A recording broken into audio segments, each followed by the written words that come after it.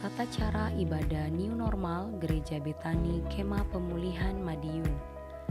Yang pertama, terkait ketentuan jumlah kuota jemaat oleh pemerintah, maka semua jemaat diharap untuk mendaftarkan diri terlebih dahulu.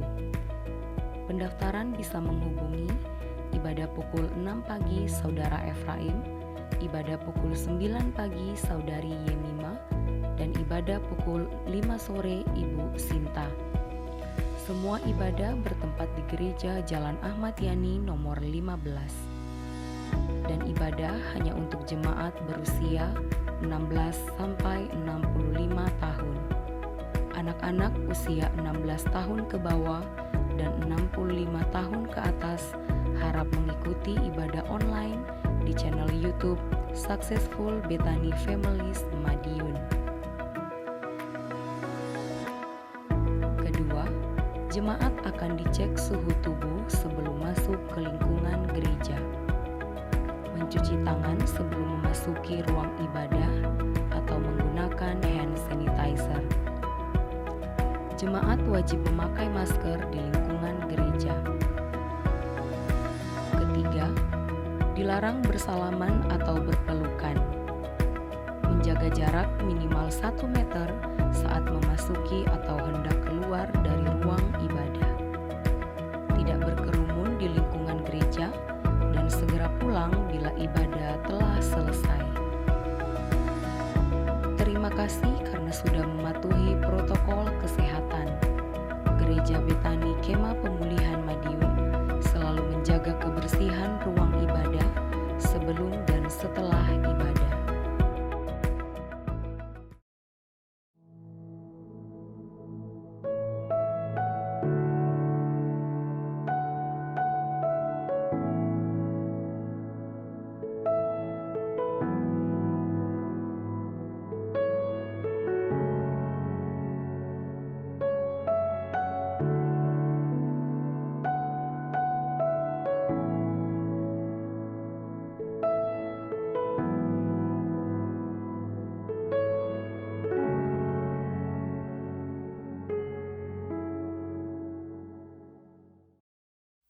Shalom kekasih Tuhan.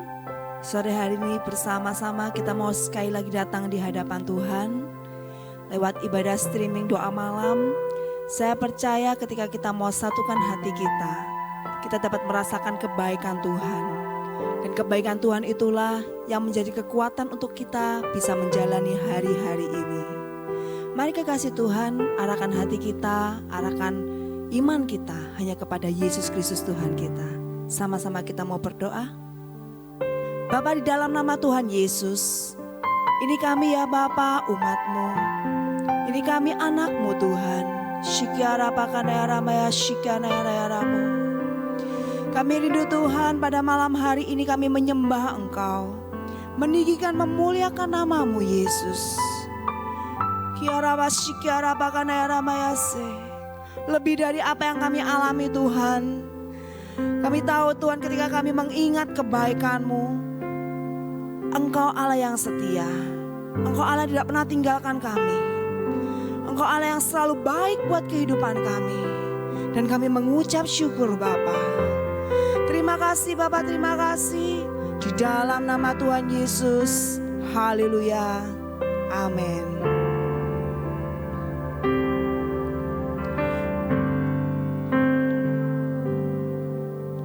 Saat ku masuk ke hadirat-Mu, ku tersungkur dan sembah-Mu.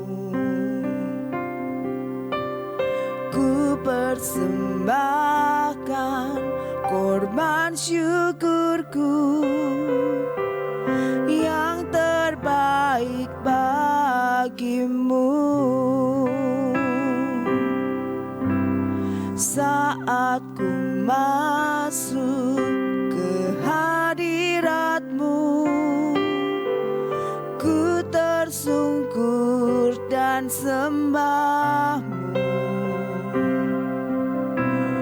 Ku persembahkan korban syukurku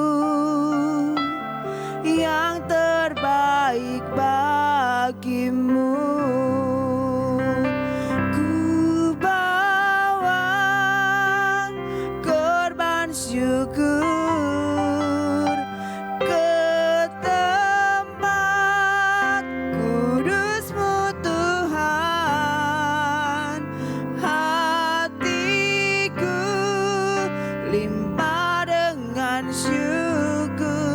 sebab Tuhan baik. Oh, sebab Tuhan baik. Kau baik Bapa.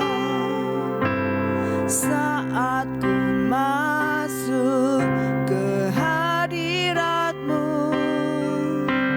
ku tersungkur dan sembah-Mu.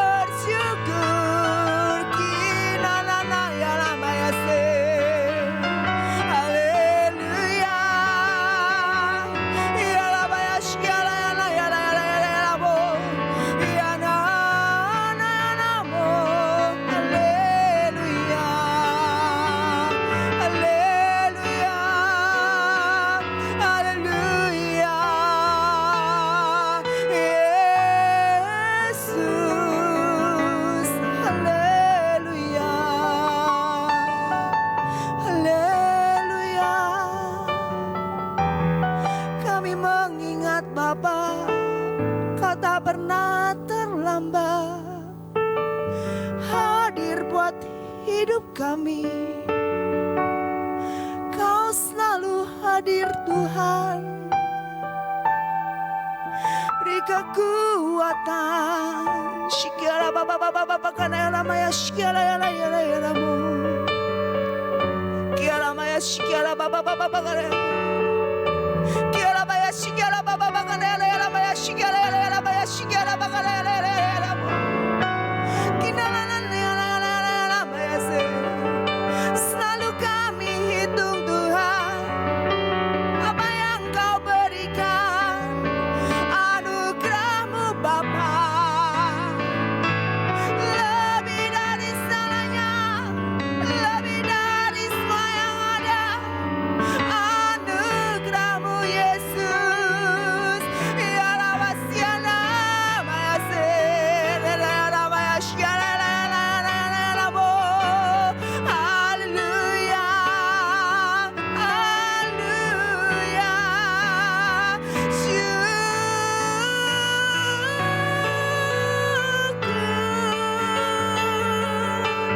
Syukur Bapa, syukur ya Bapa, syukur Tuhan.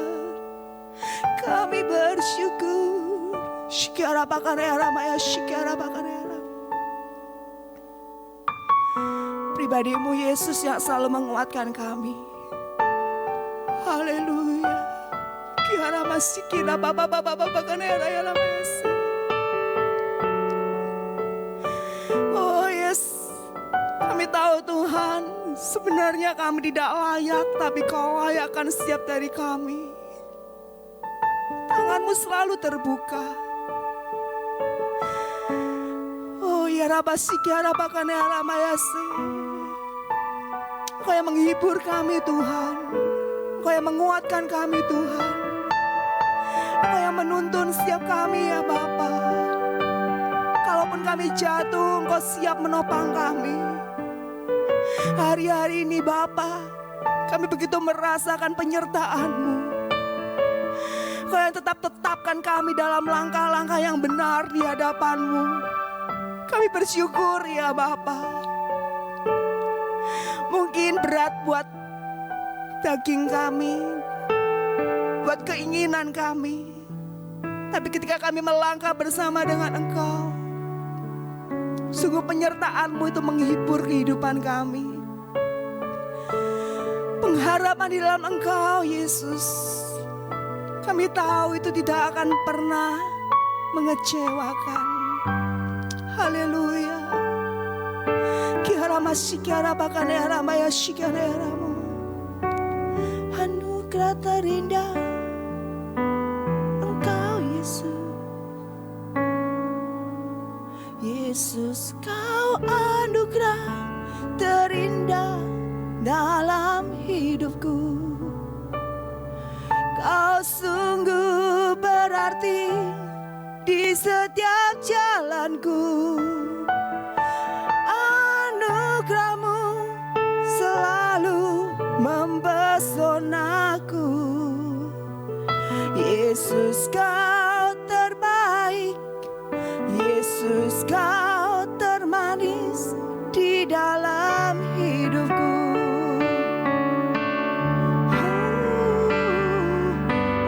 Yesus Kau anugerah terindah dalam hidupku.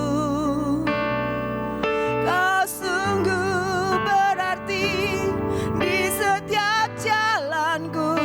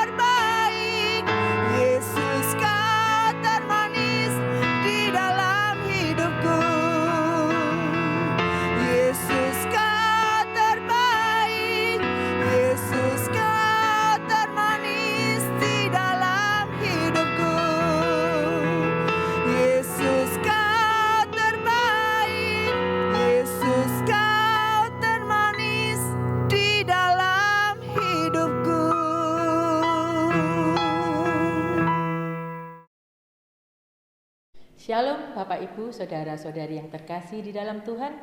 Pada kesempatan malam hari ini, saya akan membagikan sebagian daripada kebenaran firman Tuhan dengan tema bagaimana mempertahankan perkenanan Allah dalam hidup kita. Sebelumnya, kita akan awali dengan doa dulu. Bapa, Yesus dan Roh Kudus, kami ucapkan terima kasih untuk kesempatan yang luar biasa pada malam hari ini, di mana pada malam hari ini Engkau sudah boleh layakkan kami untuk kami mau mendengar kebenaran firman-Mu. Urapi setiap kami, bukakan kepada kami kebenaran-Mu. Kau buat kami tidak salah mendengar, kami tidak salah mengerti, kami tidak salah mengartikan kebenaran-Mu. Dan Engkau yang akan mampukan kami untuk kami dapat menghidupi, untuk kami dapat melakukan kebenaran-Mu yang kami terima pada malam hari ini. Dan hamba-Mu yang akan memberitakan kebenaran firman-Mu, Kau urapi lidah dan bibirnya, agar apa yang disampaikan biar hanya berasal daripada-Mu saja. Dari awal sampai akhir ibadah doa malam pada malam hari ini, kami serahkan hanya di dalam pimpinan-Mu. Terima kasih Bapa, terima kasih Yesus, terima kasih Roh Kudus. Kami siap menerima kebenaran firman-Mu. Terpuji nama-Mu, haleluya, amin. Bapak Ibu yang terkasih, kita semua meyakini dan kita semua percaya bahwa kita ini adalah orang-orang atau umat-umat pilihan Allah. Amin. Kita ini umat pilihan Allah, kita adalah umat yang dipanggil oleh Allah dan kita ini diselamatkan oleh Allah untuk mengikut Dia. Lalu apa yang dapat kita lakukan untuk kita mengisi daripada perkenanan Allah ini di dalam hidup kita, agar perkenanan Allah itu tidak hilang, agar perkenanan Allah itu tidak diambil dari kehidupan kita. Pada malam hari ini kita akan belajar dari seorang tokoh di dalam Alkitab, yaitu Daud. Kita semua tahu bahwa Daud adalah seorang yang diperkenan Allah. Daud adalah orang pilihan Allah. Dia adalah orang yang dikasihi Allah. Jadi kita semua tahu bahwa Daud ini adalah seorang pribadi yang mendapat perkenanan dari Allah. Kita buka di 1 Samuel pasal 13 ayat yang ke-14. Dikatakan demikian, tetapi sekarang kerajaanmu tidak akan tetap. Tuhan telah memilih seorang yang berkenan di hatinya, dan Tuhan telah menunjuk dia menjadi raja atas umatnya, karena engkau tidak mengikuti apa yang diperintahkan Tuhan kepadamu. Perkataan ini disampaikan Nabi Samuel kepada pada Saul. Kenapa? Karena Saul melakukan hal yang tidak berkenan di hati Allah. Karena Saul tidak sabar pada waktu itu untuk menunggu Nabi Samuel. Karena ketidaksabaran Saul itu akhirnya Tuhan mengutus seorang yang lain untuk menggantikan Saul. Nah, orang yang dipilih ini adalah Daud. Lalu apa setelah Daud ini menerima perkenanan dari Allah, dia terus diam begitu saja? Ternyata tidak, saudara-saudari yang terkasih. Nah, pada malam hari ini kita akan belajar, kita akan mencontoh dari apa yang Daud lakukan. Yang pertama, yang dilakukan Daud adalah Daud ini selalu menyertakan Tuhan di dalam kehidupannya. Daud selalu memilih untuk mengatasi persoalan bersama Allah. Sebelum melangkah, Daud selalu bertanya dulu kepada Tuhan. Ada di 2 Samuel pasal 2 ayat yang pertama. Demikian firman Tuhan. Kemudian bertanyalah Daud kepada Tuhan. Katanya, apakah aku harus pergi ke salah satu kota di Yehuda? Firman Tuhan kepadanya, "Pergilah." Lalu kata Daud, "Kemana aku pergi?" Firman-Nya, "Ke Hebron." Juga ada di 2 Samuel pasal yang ke-5 ayat yang ke-19. Bertanyalah Daud kepada Tuhan, "Apakah aku harus maju melawan orang Filistin itu? Akan kau serahkankah mereka ke dalam tanganku?" Tuhan menjawab Daud, "Majulah, sebab aku pasti akan menyerahkan orang Filistin itu ke dalam tanganmu." Juga ada di 2 Samuel pasal 15 ayat yang ke-23. Maka bertanyalah Daud kepada Tuhan dan ia menjawab. Nah, itu nanti bisa dibaca sendiri di rumah ya, ini PR untuk Bapak Ibu Saudara-saudara sekalian ya. Di sini yang mau dijelaskan apa? Bahwa di dalam setiap hal, di dalam setiap langkah, Daud itu selalu bertanya kepada Tuhan. Dia selalu menyertakan Tuhan. Bagaimana dengan kita sehari-hari? Apakah di dalam kehidupan kita ini juga selalu menyertakan Tuhan? Di dalam kita melangkah, kita selalu mengikut sertakan Tuhan. Di dalam kita mengambil keputusan-keputusan yang penting, apakah kita selalu meminta persetujuan dari Tuhan? Kita koreksi diri kita masing-masing. Dulu Bapak Ibu Saudara-saudari yang terkasih, ketika tahun-tahun pertama pertobatan saya pernah melakukan apa yang seharusnya tidak saya lakukan. Suatu ketika saya kulaan ya Bapak Ibu Saudara-saudari. Saya ketika kulaan itu tidak bertanya dulu kepada Tuhan. Saya tidak menyertakan Tuhan dalam kulaan saya.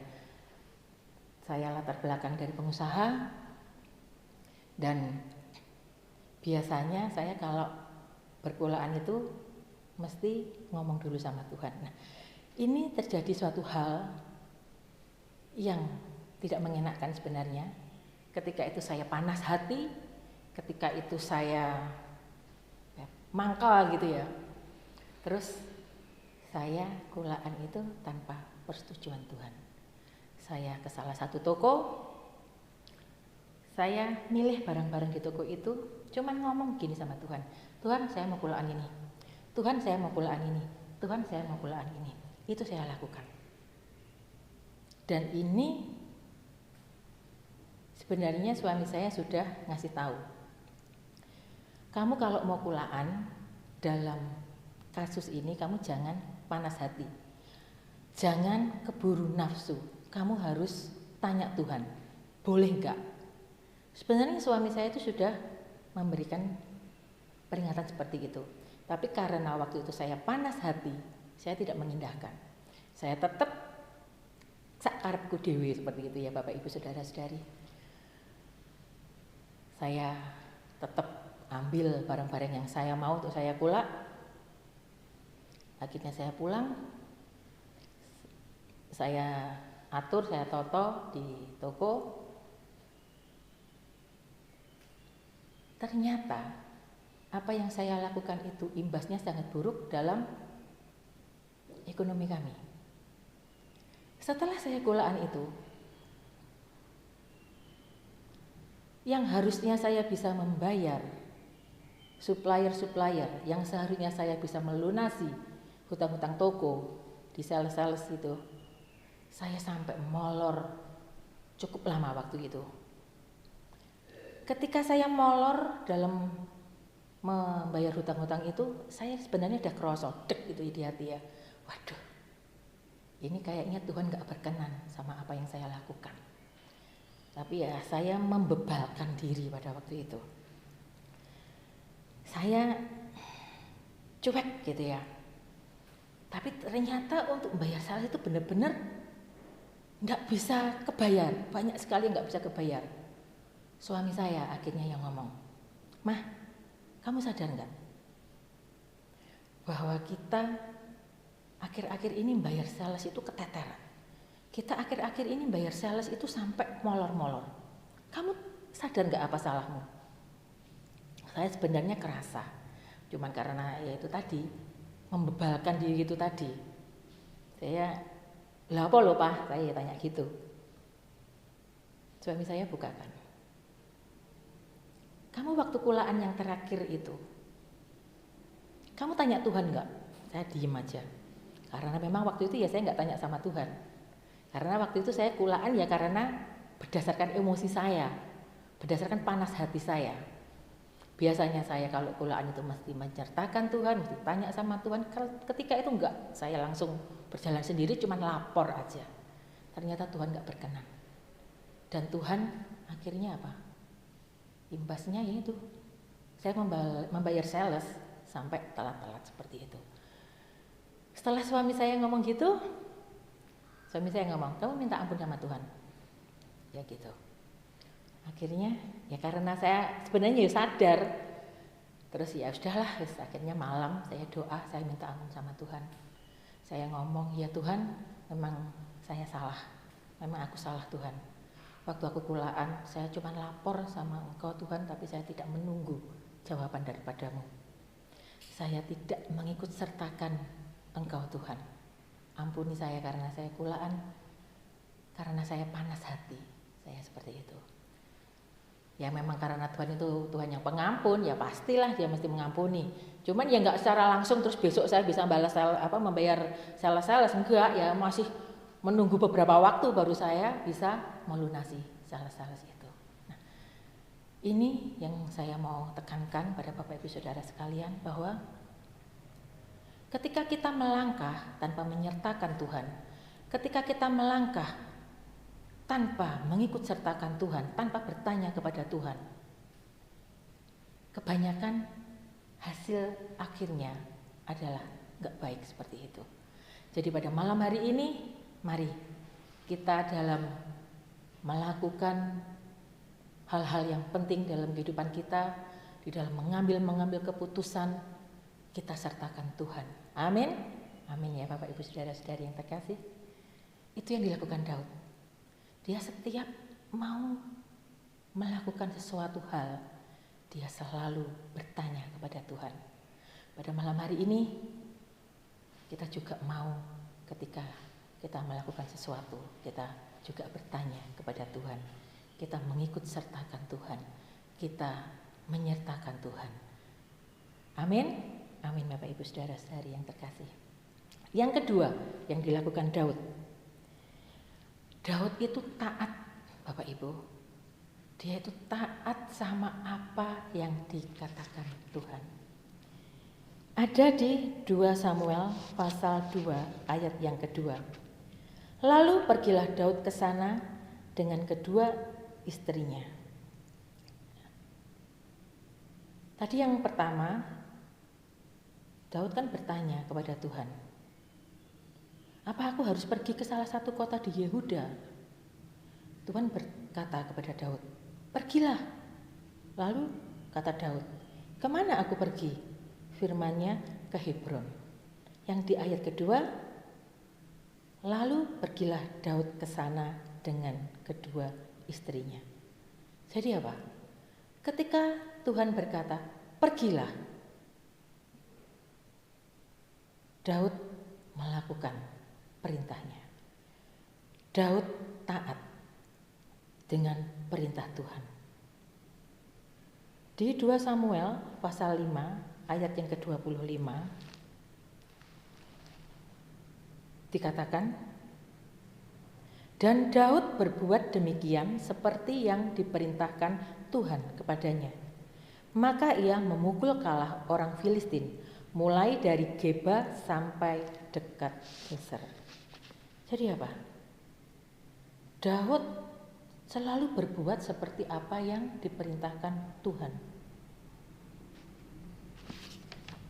Lalu bagaimana dengan kita? Apakah kita taat akan perintah Tuhan? Apakah kita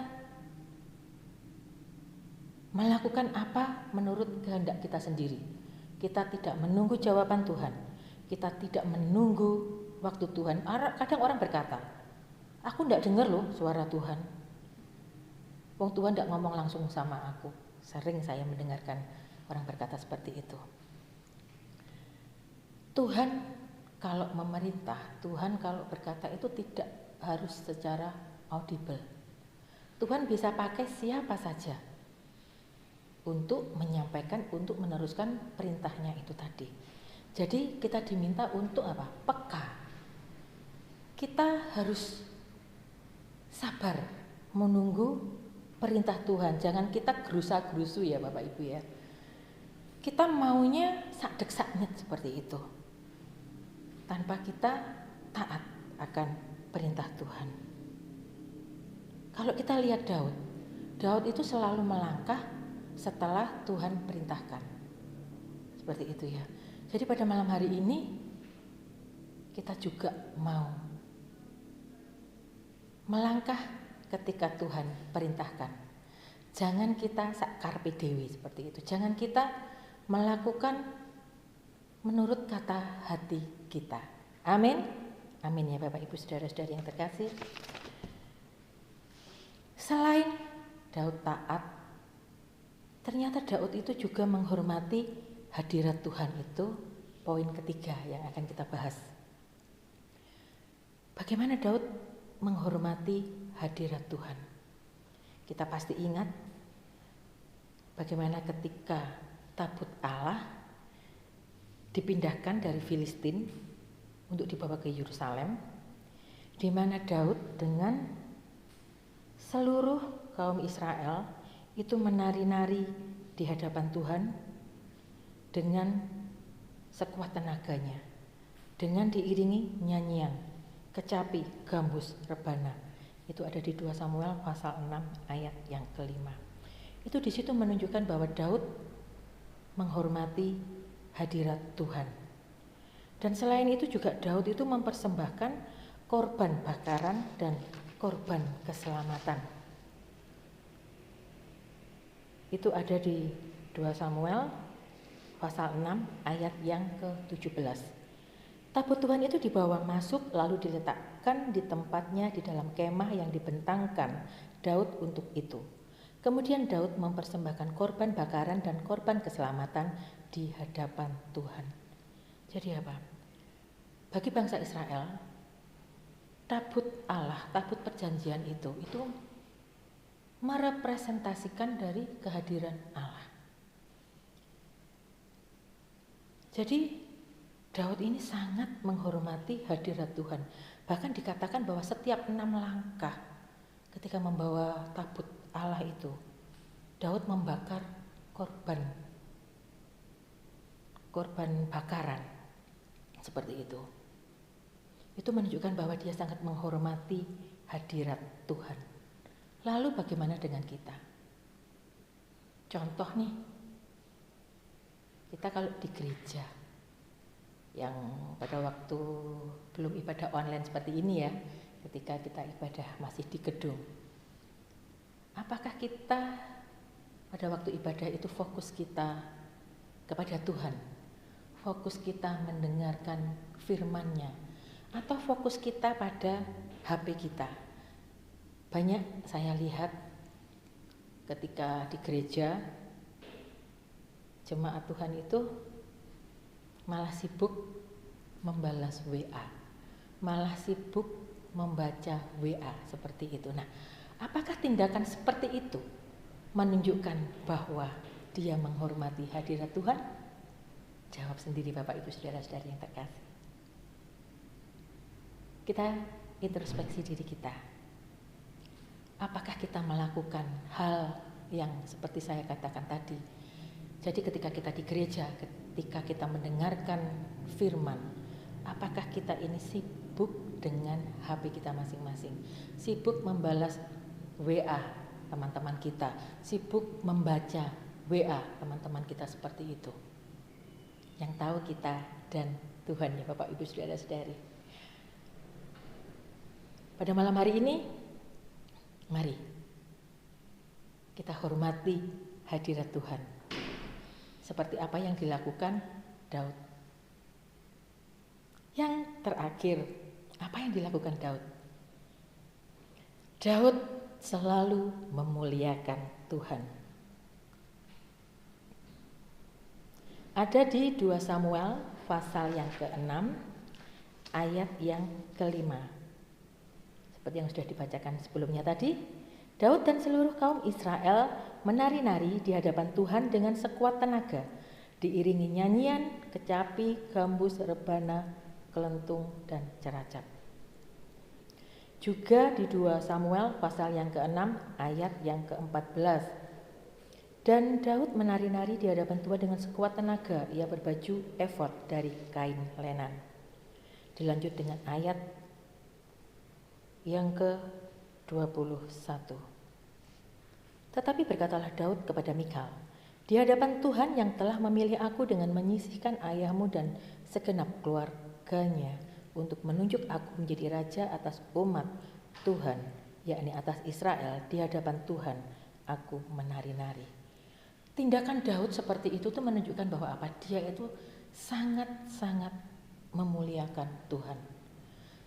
Dia dianggap gila, no problem bagi dia. Tujuan dia cuma satu, yaitu apa? Memuliakan Tuhan. Lalu apakah di dalam kehidupan kita sehari-hari kita juga memuliakan Tuhan? Orang berkata bahwa memuliakan Tuhan itu pada waktu kita di gereja, ketika kita melakukan praise worship seperti itu termasuk memuliakan Tuhan. Ya, benar, itu juga salah satu cara untuk memuliakan Tuhan. Tapi ada lagi yang lebih penting dari itu. Memuliakan Tuhan lewat kehidupan kita, lewat tingkah laku kita, lewat perbuatan kita, lewat ucapan-ucapan kita. Apakah kita sudah dapat menunjukkan bahwa Allah itu ada di dalam hidup kita? Terkadang kita lupa bahwa kita ini sebagai orang Kristen, kita ini disorot. Jadi beban bagi kita adalah apa? Kita harus ingat bahwa kita ini membawa nama Tuhan dalam hidup kita.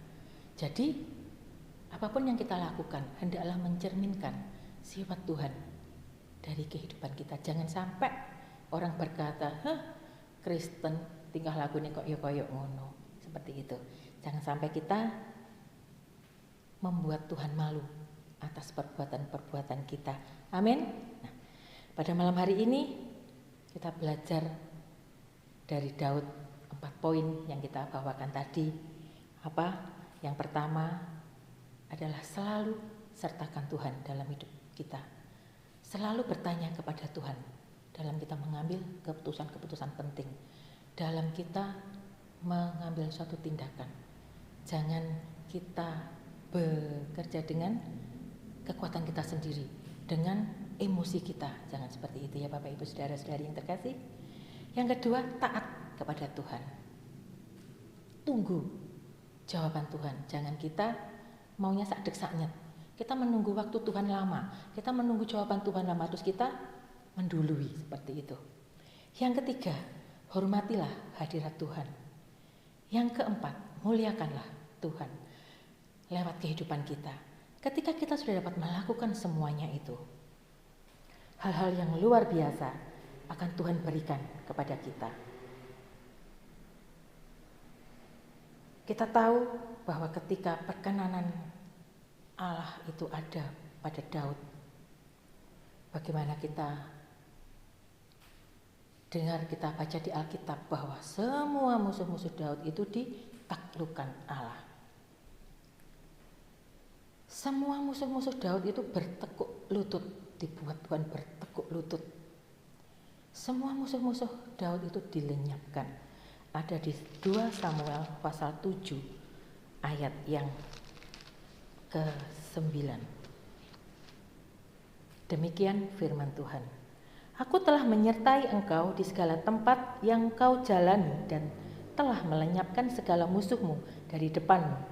Aku membuat besar namamu seperti nama orang-orang besar yang ada di bumi. Ketika perkenanan Tuhan itu ada di dalam kita, Tuhan itu akan menyertai kita Dimanapun kita ditempatkan, Tuhan akan menyertai kita. Tuhan akan melenyapkan musuh-musuh kita. Kita akan dibuat besar seperti orang-orang besar yang ada di bumi. Bukankah itu hal yang luar biasa yang akan kita dapatkan? Mari kita berjuang, mari kita sama-sama mau membuat perkenanan Allah itu tetap ada dalam hidup kita. Amin. Amin ya Bapak Ibu Saudara-saudari yang terkasih. Demikian yang dapat saya sampaikan. Kiranya Tuhan Yesus memberkati.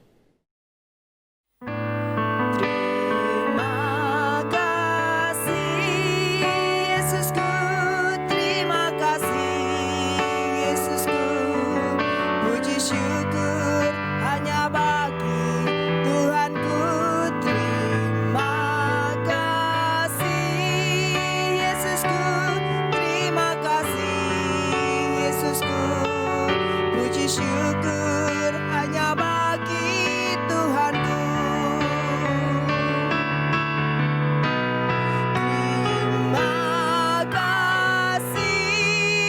Yesusku, terima kasih Yesusku. Puji syukur hanya bagi Tuhanku. Terima kasih Yesusku, terima kasih Yesusku, puji syukur hanya bagi Tuhanku. Puji syukur hanya bagi Tuhanku. Puji syukur hanya bagi Tuhanku.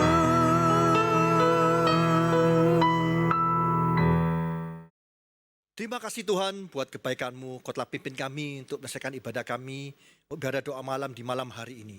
Kami percaya Tuhan, firman-Mu telah menguatkan kami di tengah-tengah pandemi ini. Kami percaya Tuhan, kami tidak akan takut dan gentar, tapi kami akan maju bersama-sama dengan Engkau. Kami siap dipakai untuk alat kemuliaan nama-Mu. Terima kasih Tuhan, Kau berkati hamba-Mu yang menyampaikan firman-Mu di dalam keluarganya dan pelayanan dan pekerjaannya. Kau buat hamba-Mu berhasil untuk kemuliaan nama-Mu saja Yesus. Terima kasih Tuhan.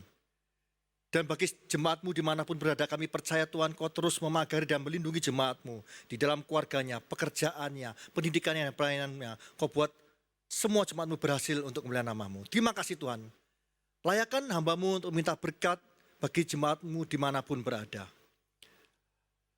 Saudara kasih, terimalah berkat dari Allah Bapa di dalam Anak Tunggal Yesus Kristus dan persekutuan Roh Kudus. Mulai saat ini sampai selama-lamanya. Kau tidak menjadi ekor dan kepala. Kau tidak turun tapi naik. Asal kau makan firman Tuhan dengan sungguh-sungguh. Siapapun yang percaya atas pernyataan ini, mari kita bersama-sama berkata, Amin.